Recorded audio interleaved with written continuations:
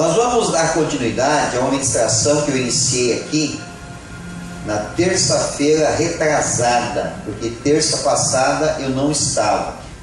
Então, nós ministramos aqui 6 etapas de um ministério aprovado. Ministramos as 3 primeiras etapas e hoje vamos dar continuidade, concluir as outras 3 etapas de um ministério aprovado.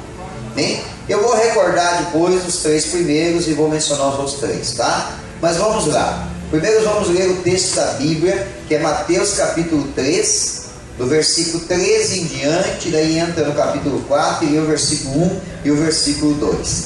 Amém? Então vamos lá. Mateus capítulo 3.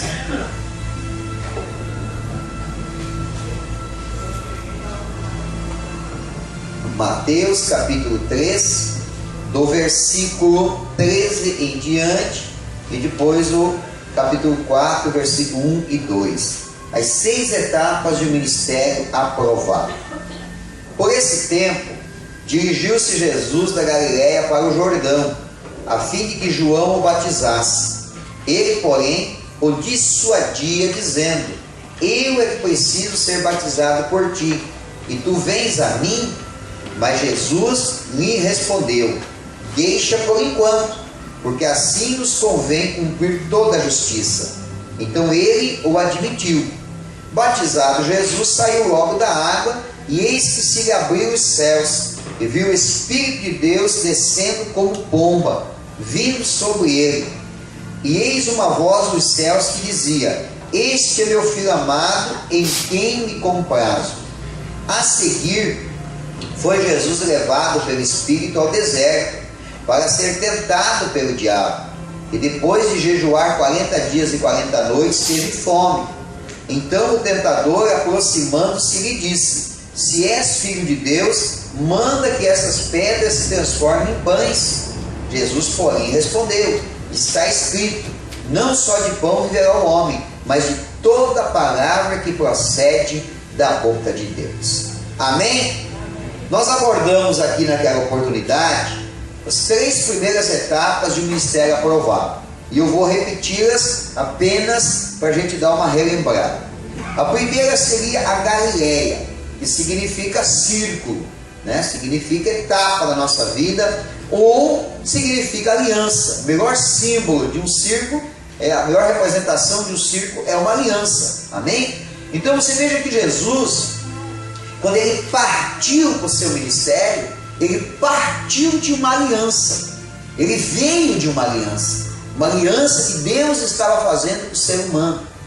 Então isso é importante para a nossa vida, irmãos, nós entendermos que quando nós somos chamados por Deus, automaticamente nós já temos uma aliança com Deus. Deus tem uma aliança conosco. Deus não coloca ninguém no ministério sem ter uma aliança com essa pessoa, ter um compromisso com essa pessoa. Então é algo que deve ser recíproco. Deus tem compromisso comigo, mas eu também tenho compromisso com Deus. Então o ministério nunca pode ser tratado, irmãos, como uma atividade corriqueira, uma atividade normal, uma atividade secular. Não pode se igualar. Eu vejo muitas pessoas tratando o ministério como se não fosse nada, né? Eu até citei aqui naquela terça-feira que numa oportunidade alguém chegou para mim e falou assim: pastor, eu não quero mais saber desse negócio de célula. E eu fiquei chocado com a expressão do irmão. Por quê? Porque célula não é negócio, irmão. Célula é ministério. E muita gente confunde ministério. Tem gente que está fazendo algo e acha que está desenvolvendo seu ministério. Não. Ministério, irmãos, é você produzir no reino de Deus. E a única coisa que Deus quer que você produza são almas, são vidas. Ministério não é tocar, ministério não é pregar, ministério não é cantar. Isso aí são funções que são agregadas ao ministério. Deus, ele nos deu essa habilidade, essa capacidade, essa condição para nos ajudar no ministério. Quem toca, Deus te deu essa habilidade para ajudar você no ministério. Mas o ministério é ganhar alma para Jesus. Pode ser uma coisa simples que eu faça. É o meu ministério, é ganhar alma para Jesus, é trabalhar por Ele. Então tem gente que trata o ministério com tanto desprezo, com tanto descaso. Ah, eu não quero mais saber desse negócio. Disseram. Não. O que você vai fazer então, meu irmão? Ah, eu vou fazer qualquer outra coisa, menos esse negócio de me preocupar com gente. Quer dizer, trata o ministério, o chamado de Deus, como se fosse um nada. Então a gente tem que entender isso, irmãos. Jesus, ele partiu da Galileia, que significa círculo, significa aliança. Nós iniciamos o nosso ministério, o nosso chamado, debaixo de uma aliança. Deus tem compromisso comigo, mas eu tenho que ter compromisso com Ele. Lá em Salmo 18, 25, a Bíblia diz assim: Deus é benigno com quem é benigno, Deus é fiel com quem é fiel. Deus tem aliança com quem tem aliança com Ele. Então eu não posso esquecer disso. Segunda etapa que nós abordamos aqui foi que Jesus saiu da Galileia e foi para o Rio Jordão. E Jordão significa aquele que desce. Ninguém tem sucesso no ministério, irmão, se não descer do pedestal do orgulho, da avareza, da insubmissão. Eu vou citar um exemplo aqui. Eu citei aqui naquela oportunidade, Salmo 133, expliquei o que significa Jordão, expliquei de onde que nasceu o Rio Jordão, por isso que ele tem esse nome, né? Expliquei todos os aspectos. Mas eu vou falar um pouquinho sobre essa parte do aquele que desce, para você entender. Quando Moisés ele foi chamado, você sabe, você deve, por pouco que você ouviu a respeito de Moisés, você sabe o quanto esse homem foi importante no reino de Deus. Como Deus usou Moisés. Então, toda a trajetória de Moisés, ela é muito bonita, a trajetória, ela é interessante, é uma trajetória bacana, e a gente aprende muito estudando a história de Moisés. E eu, durante um período, eu estudei bastante a história de Moisés. Fui a fundo, pesquisei, li várias vezes os textos bíblicos, orei, jejuei em cima deles, para Deus me dar um entendimento além do que as linhas escritas estavam me mostrando, além do que a história mostrava. E eu tive o privilégio, não que eu seja melhor do que alguém, mas assim, Deus me contemplou com algumas revelações sobre a história de Moisés. E eu vou relatar uma delas para vocês. Aconteceu vários episódios com Moisés. Vários episódios que fez com que ele tentasse se isolar do plano de Deus. E eu vejo muita gente fazendo isso. Muita gente fazendo isso. Irmãos, decepção a gente vai ter. Luta vai ter, problema vai ter, não adianta, isso é inevitável, dizer que você vai trabalhar para o Senhor e não vai enfrentar uma luta. O próprio Senhor Jesus, ele prometeu para os seus discípulos assim, ó: eu prometo para vocês que tudo que vocês deixarem aqui na terra, em nome do Evangelho, seja casas, bens, família, tudo, eu vou dar para vocês multiplicado com perseguições. Ele prometeu que ia ter perseguição. Então vai ter decepção, vai ter luta. É lógico que vai ter. Mas nós não podemos deixar que essas lutas, elas frustrem o nosso chamado. Não podemos deixar, irmãos, de jeito nenhum. Então Moisés, ele passou algumas situações que ele ficou um pouco frustrado. Então ele se isolou lá, pastoreando ovelhas, do Jetro, seu sogro, 40 anos lá, subindo e descendo o monte. Mas ele não se apercebeu que o monte que ele subia e descia chamava-se Monte Horebe, o monte de Deus. E um dia ele tem uma experiência naquele monte. Todo mundo vai ter a sua experiência, irmãos. Quem foi para a vigília agora, esse final de semana, teve gente lá que teve a sua experiência espiritual. Que maravilha, que coisa gostosa. Quem está na direção, irmão, a qualquer momento vai ter uma experiência, vai acontecer algo diferente. Agora, aquele que não participa de nada, não faz nada, não vai ter experiência, não vai ter. Aquele que não tira tempo para orar, para buscar de Deus, vai ter uma experiência com Deus? É claro que não, orando de forma superficial, 5 minutinhos por dia, quer ter experiência com Deus? Não vai ter nunca, irmão. Nunca vai ter. Moisés ficou subindo e descendo o monte, 40 anos, nem percebeu. De repente ele tem uma experiência, foi a maior experiência da vida dele. Meu irmão, Deus nunca dá experiência para ninguém se não tiver um propósito. Dá experiência só para deixar o camarada com a pele tremendo, pulando, para quê? Não! Você que teve experiência lá na vigília, saiba que essa experiência Deus te deu com um propósito. Alguma coisa você recebeu lá e Deus vai requerer que você use isso para o seu reino. Não é para você não, é para o reino dele. Moisés foi lá, teve uma experiência com Deus tremenda. Ele viu uma sarça que pegava fogo, mas não se consumia. E do meio da sarça Deus falava com ele. Por que Deus fez isso? Porque Deus tinha um propósito na vida de Moisés. Falou para ele: eu quero que você vá no Egito libertar meu povo. E aí Moisés deu um monte de desculpa para Deus. Não posso, sou gago, sou fanho, de fato era gago e fanho. Ele disse: eu não sou eloquente, eu não sei convencer ninguém, eu não posso ir. Desculpa em cima de desculpa. Aí Deus pegou e disse assim para ele: como Moisés era um pastor de ovelha, animal mesmo, por isso que eu digo assim, irmão, Deus nunca bota nada na nossa mão sem que depois Ele vai usar isso para chamar a nossa atenção. Em algum momento Deus vai usar. Se Deus permitir alguma coisa chegar na tua mão, pode ser um emprego, pode ser um bem material, não importa o que seja, se Deus permitiu que aquilo chegou na tua mão, saiba que a qualquer momento Deus vai dizer assim: ó, eu quero usar. Eu quero usar. Isso aqui tem que ser para me glorificar. Você usou o tempo todo a teu favor. Agora chegou a hora de você usar para minha honra e para minha glória. Por que de vez em quando aí tem cantor aí sofrendo acidente e morrendo rapidinho? Por quê? Deus deu um talento para o camarada, uma voz tremenda, e ele pega a voz dele e usa só a seu favor, só a seu favor, só a seu favor. Aí um dia Deus fala com ele: chegou a hora de você me honrar. Ele diz: não vou.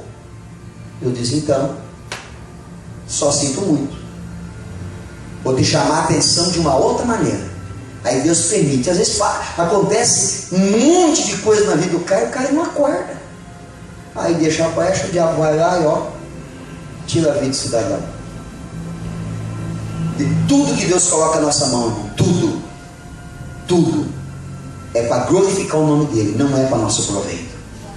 Até um bem material, se Deus botar na tua mão, irmão, se Deus te deu um carro, você está sendo mesquinho com esse carro, avarido com esse carro, uma hora Deus vai tocar em você. Deus vai dizer: ei, para aí, eu não te dei? Para que eu te dei? Se Deus te deu uma casa e você fica insistindo em não abrir a porta dela para receber o Marcelo, vai ter uma hora que Deus vai chamar a tua atenção e vai dizer: ei, para aí, eu não te dei? Um dia alguém perguntou para mim, já termina a história de Moisés, um dia alguém perguntou assim para mim: pastor, por que aquele povo lá do norte, ou aquele povo lá do outro lado do mundo, sofre tanto, morre de fome, por que Deus permite isso? Mas sabe por quê? Vou te explicar biblicamente. Deus certas vezes chegou para os discípulos, aqueles que seguiam ele, e disse assim para ele: no julgamento, as prostitutas, os cobradores de impostos vão julgar vocês. A rainha de Sabá viajou milhares de quilômetros para ouvir a voz de Salomão, e vocês o tinham perto e não o consultavam. A rainha de Sabá no julgamento vai julgar vocês. Você sabe por que Deus permite que tenha um povo que às vezes sofre tanto? É para nos julgar. É eles que vão nos julgar no juízo final. Eles vão estar sentados e Deus vai nos chamar e vai dizer assim: ó, estão vendo esse povo aqui, ó? Não tem o que vocês tiveram. E a maioria deles ainda não blasfemou contra mim. E vocês eu dei de tudo, e vocês não andaram nos meus caminhos. É por isso que Deus permite às vezes essas coisas, para ser julgado. Mas vamos voltar para Moisés. Tudo que Deus bota na nossa mão, irmão, tem um propósito. Moisés andava com um cajado de ovelha, de animal na mão. Se você ler a história bem, se você for pesquisar, que nem eu pesquisei, você vai descobrir essas coisas. Quando ele subiu o monte para ter a sua experiência com Deus, a própria Bíblia diz que Moisés subiu com o seu cajado na mão. Seu. Dele. Deus botou na mão dele. Você tem o cajado, é teu. Faz o que você quiser dele. Aí ele vai lá ter uma experiência com Deus. Arruma um monte de desculpa. Mais um monte de desculpa. Aí sabe o que Deus usa? Usa o próprio cajado dele, que Deus havia colocado na mão dele.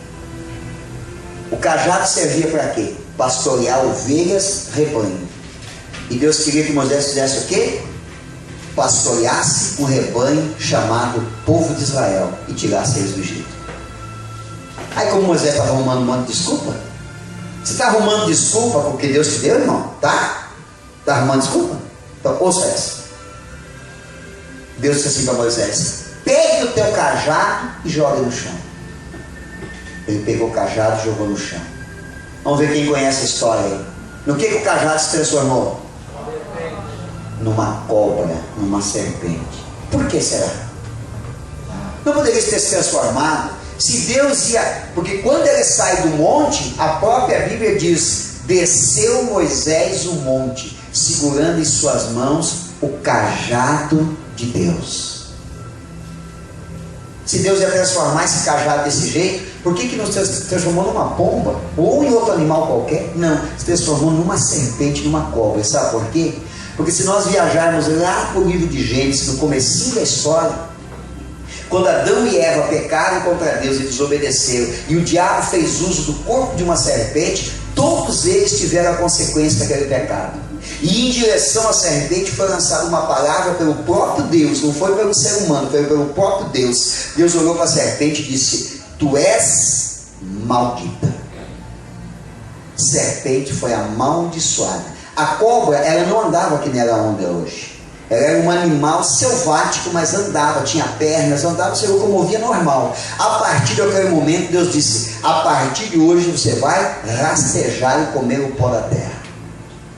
Então, cobra é símbolo de maldição. Alguns anos depois, quando o povo de Israel saiu do Egito, eles foram para um lugar que tinha muita serpente, e as cobras mordiam e eles morriam. Deus pegou e disse assim: levante uma serpente de bronze. Cada vez que alguém for picado, erga os olhos e olhe para a serpente de bronze, que vai ser curado. Quando eles faziam isso e eles olhavam para a serpente de bronze, é como se uma flecha indicativa dizia assim: olha, um dia vai morrer um ser perfeito e vai assumir toda a maldição da humanidade. Olhe para a cruz e você vai ser curado. Cruz é sinal de maldição, cobra é sinal de maldição. Quando Moisés pega o cajado e joga no chão, ele se torna uma maldição. Por que tem tanta gente que é crente há anos é crente, mas a vida dela não condiz com o evangelho, não condiz. Tem crente que a vida dela não progride, não vai para frente, não avança, ela não vence em área nenhuma da sua vida, em nada. Família arrasada, finanças quebradas, saúde um caos. Não condiz com a Bíblia, irmão, não condiz. Você enfrentar uma luta, enfrentar uma provação, enfrentar um problema, é natural. A Bíblia diz que nós vamos enfrentar aflição, mas tem de bom ânimo, porque eu venci o mundo, disse Jesus. Eu vou vencer. Crente tem que vencer, irmão, tem que progredir, tem que ir para frente. Por que tem tanto crente arrebentado, irmão? Sabe por quê? Porque Deus colocou algo na mão dessa pessoa, e um dia Deus o chamou e disse assim: chegou a hora de você glorificar o meu nome com aquilo que eu coloquei em sua mão. Aí tem gente que faz o quê? Joga fora. Diz não. É o que eu vejo acontecer constantemente na igreja, que tem de crente que trata o ministério como nada. Pastor, estou entregando meu cargo. Aqui ninguém tem cargo, aqui a gente tem ministério. Aqui não é órgão público, aqui não é departamento público do governo, que a pessoa tem um cargo. Não, aqui a gente tem ministério. Aqui a pessoa recebe ministério. Deus dá ministério, quem dá não é o homem, quem dá é Deus. Mas as pessoas pegam o ministério e jogam fora. Por qualquer coisinha jogam fora. Aí vira o quê? Maldição. E para quebrar a maldição do ministério, irmãos, só tem um jeito: Rio Jordão. Só Rio Jordão. Só Rio Jordão para quebrar a maldição do ministério. Quando aquele cajado se transformou numa cobra, Moisés ficou ali tentando fugir dele, a cobra também tentando fugir dele, ficou aquela situação ali. Deus disse para ele assim: ó, toque na serpente. Quando Moisés ele se encurva e toca na serpente, ela volta a ser novamente um cajado. E é a partir desse momento que esse cajado passa a ser chamado cajado de Deus, na mão de Moisés. Irmão, quem não desce nunca sobe no ministério. Nunca. Aquele que anda assim, ó, queixinho levantado, narizinho empinado, a crista lá em cima, irmão, nunca vai se dar bem no ministério. O ministério não é para exaltados, é para humildes. O ministério é para humildes. Vou encerrar essa parte aqui contando um testemunho. Tinha uma banda coral numa igreja, muito boa, muito boa. As pessoas de qualidade. E aí um dia o líder chegou assim, no meio de todo mundo, reuniu todo mundo. Pegou e reuniu e disse assim: tem 2 irmãos aqui que estão em pecado. 2 irmãos que estão em pecado. Eu estou tirando eles do grupo. Vocês estão em disciplina a partir de hoje. É o irmão fulano de tal, o irmão fulano de tal. Um deles se levantou furioso. Falou um monte de asneira, pegou o instrumento dele, saiu batendo cadeira, dando chute em tudo, exaltado, bravo. Foi embora. E o outro ficou mais de meia hora secando o instrumento dele com uma flanelinha, porque as lágrimas pingavam dos seus olhos. E ele secando. Todo mundo olhando. Depois de uma meia hora, ele conseguiu secar o instrumento dele, guardou na caixinha, se despediu dos irmãos e saiu de cabeça abaixo pelo corredor da igreja. Quando ele chegou próximo da porta, o irmão disse para ele assim: ei, irmão, para aí. Deus está me dizendo que está te perdoando. Você pode voltar, porque o teu lugar está aqui. O teu lugar é lugar de gente humilde. Ministério não é para gente exaltada, irmão. Ministério não é para gente arrogante. Não, ministério é para pessoas humildes, que sabem reconhecer uma correção, uma repreensão, seja o que for. Eu fui repreendido, irmão, fui repreendido, corrigido e cortado no ministério quando eu comecei. Mas nessa semana eu comentava com alguém sobre isso. A pastora sabe, a pastora Thaía, ela lembra. Eu pedi, pelo amor de Deus, para o pastor que me deixasse ser pelo menos porteiro. E não tinha pecado não, irmão. Não tinha pecado nenhum não. Foi birra dele comigo. Eu pedi para ele, pelo amor de Deus, eu quero ser pelo menos porteiro da igreja. Ele disse: não pode. Eu vou repetir para você o que ele falou para mim. Ele falou: irmão, a partir de hoje você não pode ficar nem em pé dentro da igreja. Eu não quero que você chegue muito cedo na igreja, para não ficar muito tempo na igreja. E eu também não quero que você chegue atrasado. Você tem que chegar assim, ó, meio que quase na hora de começar o culto. Eu não quero que você sente nas primeiras cadeiras, para você não me intimidar na pregação. Mas não quero que você sente lá nas últimas também, para influenciar as pessoas. Você tem que sentar ali meio que no meio. Quando terminar o culto, você espera um pouquinho assim, para dar uma esvaziada na igreja, você vai embora. Não fica. Pastor, eu não posso ficar nem na porta da igreja. Não pode, está proibido, não pode. A tua esposa não, tua esposa vai ser obreira, tua esposa vai ser isso, vai ser aquilo. Mas tu não pode. Pergunta para mim o que eu fiz, irmãos. Me revoltei. Não. Fiquei muito triste, arrasado, fiquei. Mas sabe o que acontecia, irmãos? Eu estava na igreja sentado no meu banquinho lá quietinho. O pastor chegava, ia para o escritório, eu ia lá na porta lá. Eu entrava, várias vezes aconteceu isso. Eu entrava no escritório e ele começava a chorar para mim. Está difícil, a igreja dá um recado. E eu dava palavra de ânimo para ele, dizer: não, pastor, vamos orar, Deus vai abençoar, Deus vai levantar. Enquanto eu não saí da igreja, ele não sossegou. Enquanto eu não saí da igreja, ele não sossegou. Era o propósito dele, era só isso o propósito dele. Pergunta para mim se eu me revoltei ou eu disse uma palavra que ofendesse ele. Jamais. Nunca deixei de chamar ele de senhor e de pastor. E o dia que eu vi que não tinha mais jeito mesmo, que ele não me queria naquela igreja, eu peguei todo o material que eu tinha de escola bíblica, que é o que eu cuidava antes, né, não estava cuidando mais. numa pastinha, e eu fui lá um domingo para ele, entreguei para ele e disse para ele assim: eu preciso que o Senhor me abençoe. Ele pegou um domingo à noite, Santa Ceia, eu não estava, e ele me orou e me abençoou. Estou abençoando o gringo, não me chamava nem pelo nome, estou abençoando o gringo porque ele está saindo da igreja. 15 dias depois, eu recebi a minha primeira proposta de vir embora para o Rio Grande do Sul para ser pastor no Rio Grande do Sul. Deus estava me provando como é que ia ser o meu comportamento, se eu ia me exaltar. Isso que tinha irmãos que ficavam dizendo para mim: não, se tu abrir uma igreja, nós vamos contigo, se tu fizer isso, nós vamos contigo, não, porque acho que você tem que tirar as cabeças. Gente por trás. Irmão, eu aprendi legalidade espiritual: jamais se levantar contra um líder espiritual, jamais se levantar contra um líder espiritual. Eu aprendi que líder espiritual nem de tu a gente chama só de Senhor. Tem respeito, quando ele fala a gente fica quieto, se a gente quer ser abençoado. Amém? Muito bem, vamos lá. Galileia, Jordão. A terceira etapa, cumprir a justiça. Jesus foi lá e se batizou. A gente falou bastante sobre isso. E agora vamos dar continuidade então. A quarta etapa de um ministério aprovado. Amém? Olha só o que diz o texto assim, ó. Quer ver? Deixa por enquanto, porque assim nos convém cumprir toda a justiça. Irmão, tudo tem a hora certa.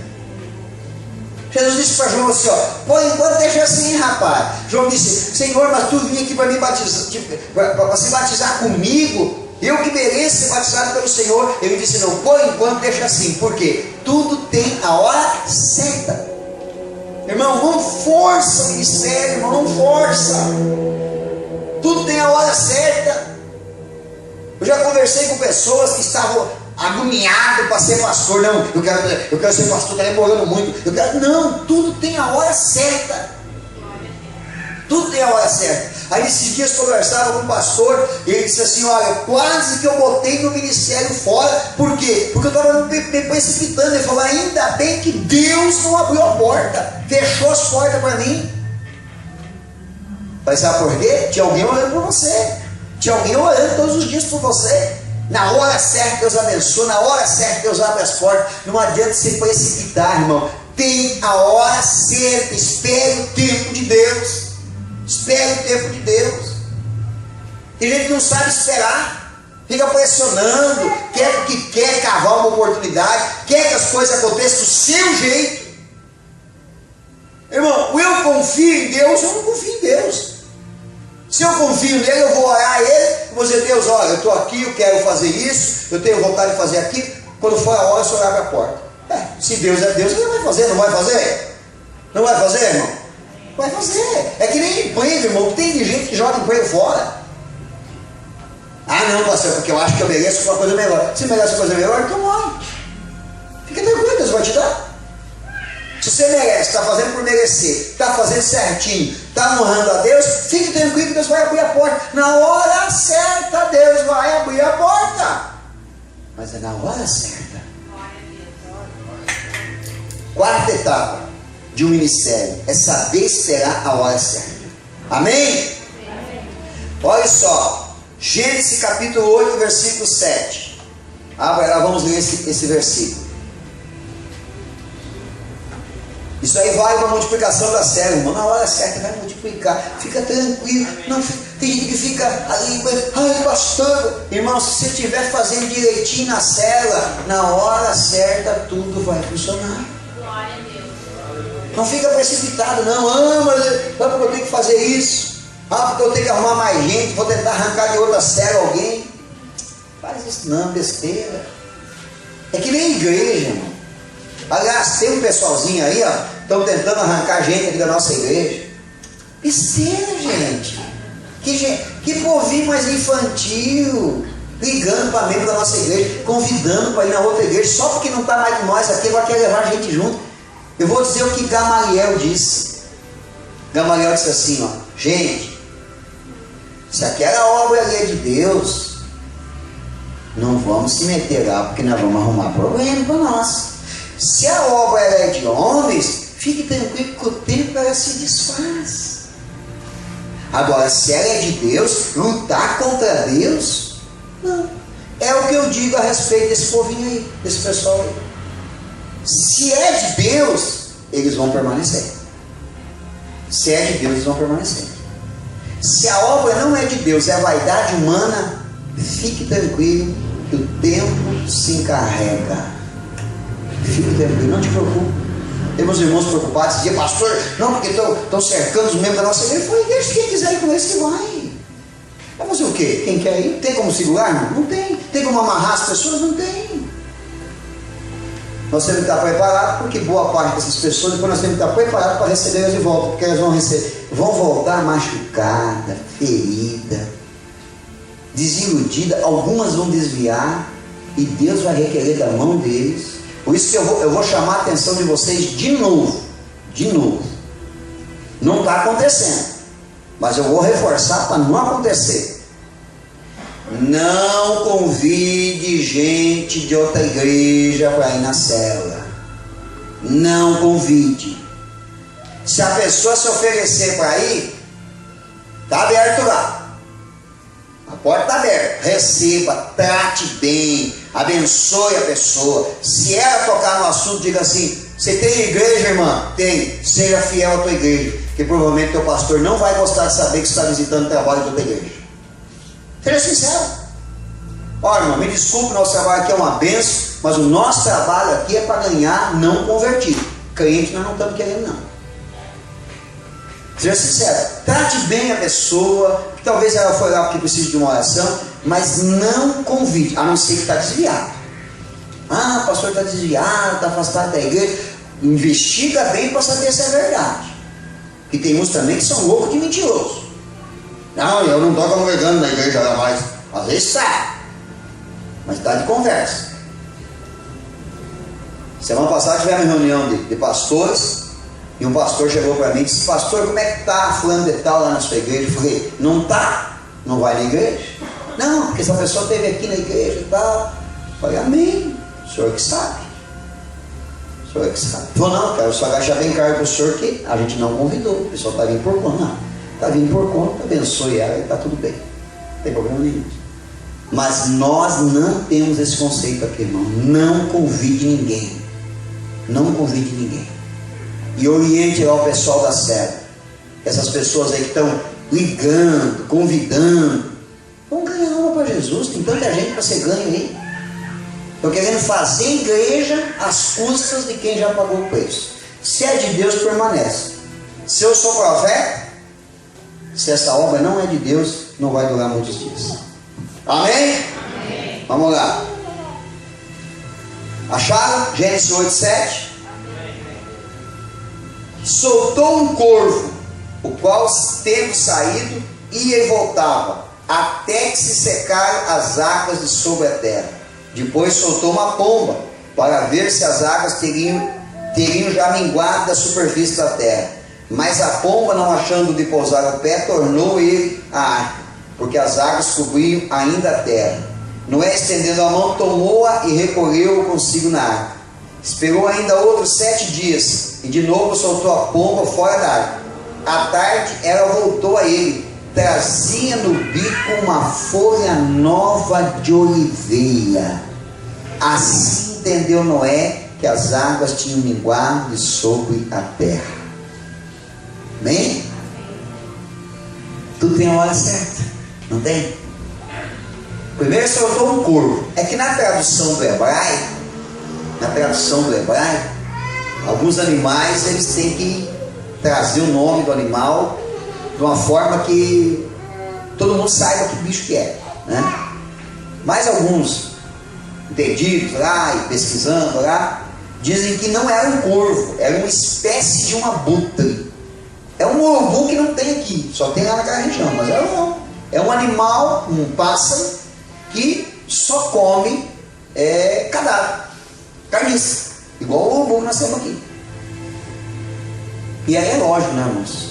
Soltou o urubu, aquele carniceiro, ele ia voltava em cima da arca lá, e não queria saber de mais nada, porque o que ele mais queria tinha cadáveres boiando nas águas. Ele tinha o que era preciso, irmão. Esse povinho por aí, eu acho que eles são abutres também, né? Se caçando a carniça, né? Mas daí, não é só tomar pomba. Pomba tem comprometimento.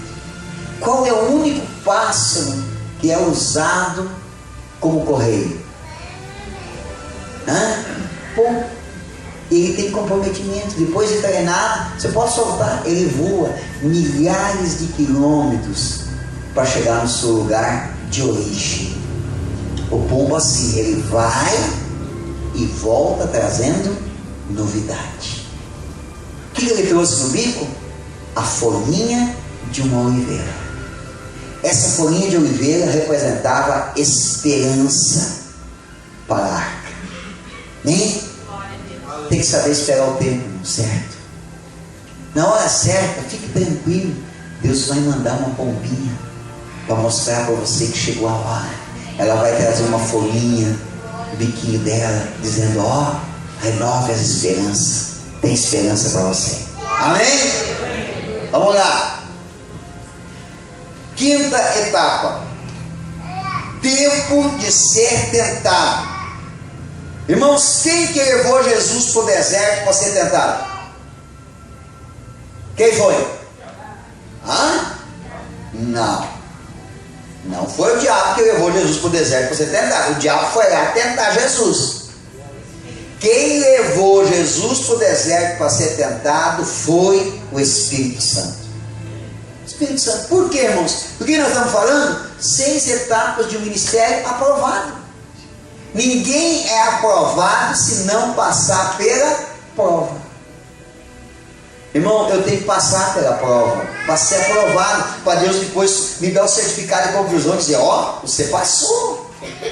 Você passou na prova, no exame final. Ministério, irmãos, a gente vai ser provado. E qual é a melhor maneira de ser provado, irmão? Tem gente que acha que doença é provação, crise financeira é provação. Em alguns momentos pode ser. Vai medir a nossa fé, vai medir a nossa perseverança. Mas a prova principal de um ministério, sabe qual é? A tentação do diabo. A tentação do diabo é a principal prova que alguém que tem ministério, tem chamado, tem que passar. O Espírito Santo pegou Jesus e levou para o deserto para ele ser tentado. Para ele ser tentado pelo diabo. E o diabo veio, não é o tema da mensagem, não é isso que eu vou ministrar. O diabo veio e tentou Jesus em 3 áreas da sua vida: na área física, emocional e espiritual. Tentou. Se Jesus fraquejasse em uma delas, irmãos, ia por água abaixo o ministério. Não deixe o ministério ir por água abaixo. O diabo vai te tentar para você negar a fé, para você desistir, para você voltar atrás, seja na área física, emocional ou espiritual. Não faça isso, permaneça firme. Mas quem levou Jesus para lá foi o Espírito Santo. Porque é parte do treinamento, irmãos. É parte do treinamento. Faz parte de nós sermos treinados, preparados pelo Senhor. A gente precisa ser tentado, sim, para ver se a nossa fé é genuína, é verdadeira, se o teu propósito é verdadeiro. Quantas vezes eu fui tentado pelo diabo para largar tudo, para desistir, para cometer um pecado, para fazer coisa errada? Tentado, Deus permitiu, não, deixa ele ser tentado. A tentação vindo dizendo: olha, faz isso que é legal, é gostoso, vai lá. Aí a pessoa tem que respirar fundo e dizer: não, eu tenho um propósito com Deus, eu tenho um voto com Deus. Quantas vezes eu jejuei e o diabo tentou: quebra o jejum, ninguém está vendo mesmo, come. Não foi o que ele fez com Jesus lá? Se é filho de Deus, transforma as pedras em pães. Jesus disse: nem só de pão viverá o homem, mas de toda a palavra que procede da boca de Deus. O diabo tentando, dizendo: olha, quantas vezes fui tentado sem comida em casa, e o diabo soprando no meu ouvido, dizendo assim: e você ainda vai dar o dízimo? Eu nem era pastor, era obreiro apenas. Passando dificuldade financeira, o diabo soprando: deixa de ser besta, vai dar dinheiro para o pastor, vai enriquecer o pastor anda de carro, tu anda a pé, deixa de ser besta. Já tentando, usa pessoas para nos tentar. mexendo no emocional. Aí aquele fraco, quem é fraco, sempre tentação do diabo, isso é verdade mesmo. Olha, eu ando a pé, o pastor anda com carrão. Você acha que no meu tempo era diferente, irmãos? É a mesma coisa. A diferença é que eu estava do outro lado. Uma vez eu fiquei balançado, né? Começou a acontecer uns negócios na igreja assim, e eu fiquei chateado. Eu falei, mas não pode, né? Fiquei balançado. Aí eu falei, mas eu tinha aprendido com esse pastor mesmo, eu tinha aprendido a orar e jejuar. Eu falei, eu vou orar e jejuar e Deus vai me mostrar. Aí eu peguei, orei, jejuei aquele domingo, só por isso. Deus, eu quero uma resposta, que eu estou em dúvida, estou tentado aqui a deixar tudo. Aí fui para a igreja no domingo à noite. Eu estou lá, eu era diácono, ficava atrás lá. E o pastor pregando, lá, irmão empolgado, pregando e tal. Pregava muito bem, admirava muito o meu pastor. E aí daqui a pouco um irmãozinho chegou chorando do meu lado, chorando. Encostou perto de mim, assim, ficou chorando aí. E eu falei, poxa, né, Deus falando com ele, que coisa maravilhosa. Daqui a pouco ele olhou para mim e falou, rapaz, hoje de tarde eu falei com Deus. Falei, Deus, se é para mim ficar do lado desse pastor aí, não arredar o pé. Eu quero que o Senhor use ele essa noite para ele falar alguma coisa na pregação dele, que só eu e ele sabemos. Eu falei, irmão? Ele falou, E ele acabou de falar isso agora. E eu nem sei por que eu estou falando isso para ti. Eu olhei para ele e falei, mas eu sei. Pode ficar tranquilo que eu sei a resposta que eu estava pedindo para Deus. O diabo tenta. Para quê? Você já imaginou se eu não fosse uma pessoa espiritual e não orasse? Eu ia largar tudo naquela semana, eu ia entregar meus cargos, eu ia tentar sair da igreja, eu ia matar meu ministério, quem sabe eu nem vivo não estaria mais. Porque o diabo tenta. E Deus permite, pastor, mas Deus permite, porque não existe ministério aprovado se não for provado. Amém? Sexta etapa de um ministério aprovado. O Espírito Santo levou Jesus para o deserto para ser tentado pelo diabo, mas ele foi lá e fez algo que é uma das coisas mais importantes que nos mantém em pé no ministério. Ele foi para lá e jejuou 40 dias. Irmão, jejum não é para adquirir bênção, não é. Jejum não é para derrubar pessoas, não. O jejum é para nos fortalecer espiritualmente. O jejum ele amortiza a carne e eleva o nosso espírito. A gente fica sensível espiritualmente. Às vezes eu vejo pessoas dizendo assim, pastor, eu tenho um vício que eu estou conseguindo vencer. Jejue que você vence. Pastor, eu tenho uma fraqueza na minha vida que estou conseguindo vencer. Jejue que você vence. Mas faz jejum meia boca não, irmão. Faz jejum meia boca não, faz jejum forte de verdade. Jejum de cabo macho. Tem gente que fica fazendo jejum, aquele jejumzinho fraquinho, que não mexe com nada. Não, tem que fazer jejum forte. Claro, vai aos pouquinhos, crescendo. Às vezes eu fico olhando, tem gente que converteu há menos de um ano. Esses dias falando para mim, pastor, está fazendo jejum de 40 dias. E tem crente de 20 anos na igreja e não sabe o que é jejuar. Se bem que o nosso povo aqui, a maioria é novo, né? Acho que tem poucos aqui de 20 anos convertidos. A maioria de 5 anos para baixo. Mas não vamos deixar chegar aos 20 anos sem jejum. Vamos aprender a jejuar e vamos botar em prática, vamos jejuar, porque jejum fortalece, irmão, fortalece. Quero ensinar vocês a aprender a jejuar, já ensinei, vamos ensinar mais, vamos ensinar a criançada a jejuar também. Jejuar de refrigerante, jejuar de bairro, jejuar de doce, jejuar de salgadinho. Vamos ensinar esse povo a fazer jejum. Jejum de televisão, jejum de Facebook.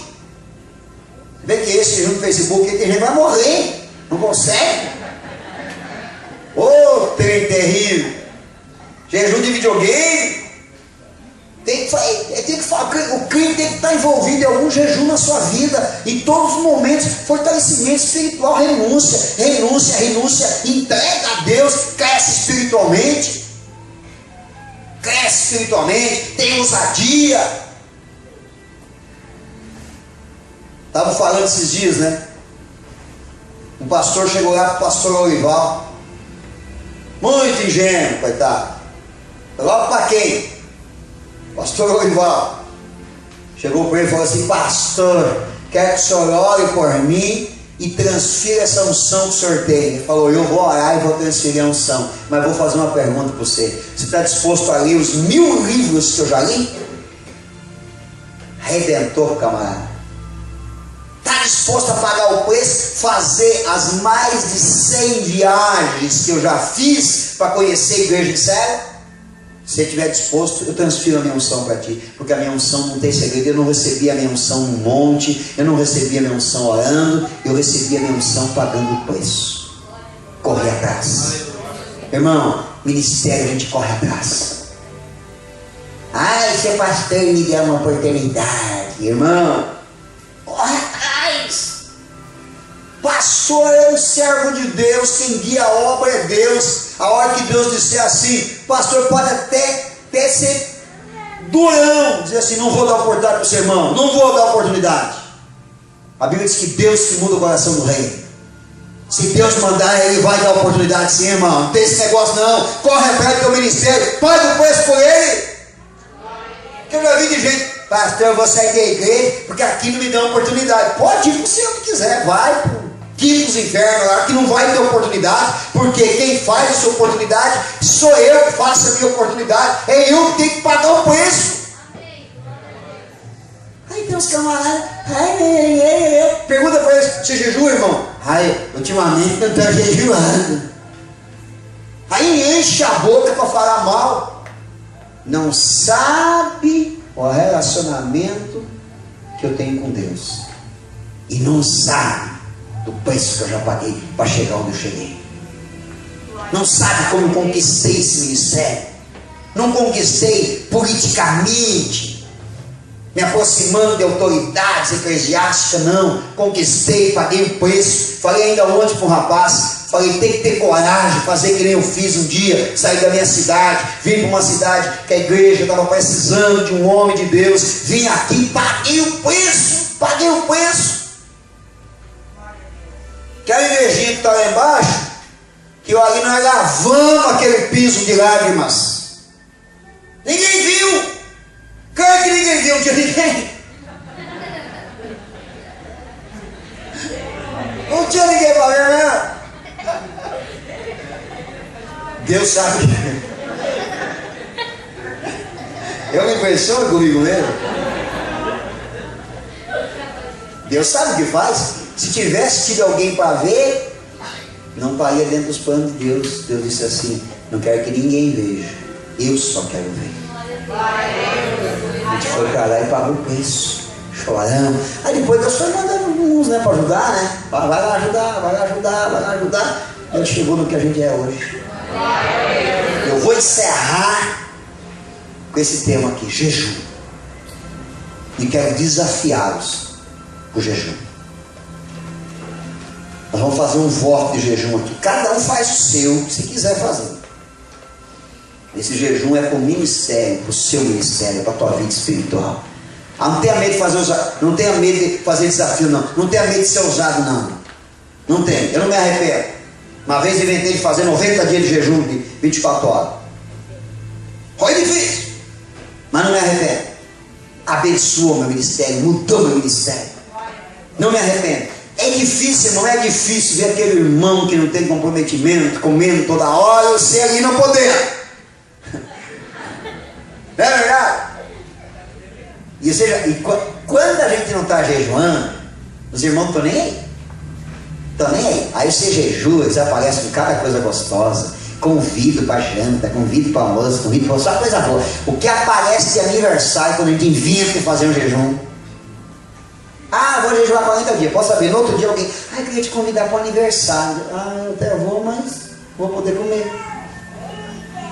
Deus permite para provar. Agora, irmão, isso aí passa. Passa. Aqueles dias passam, mas fica uma marca na tua vida espiritual.